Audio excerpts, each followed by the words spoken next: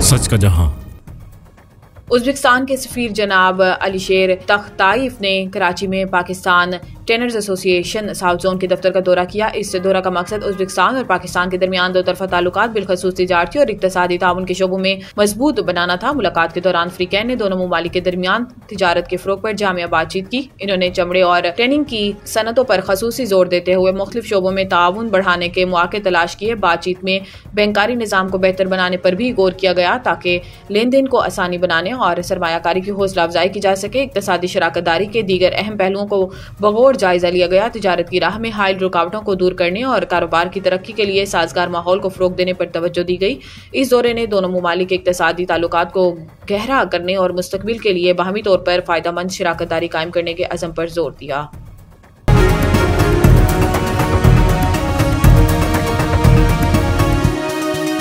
हमारा जहां, सच का जहां।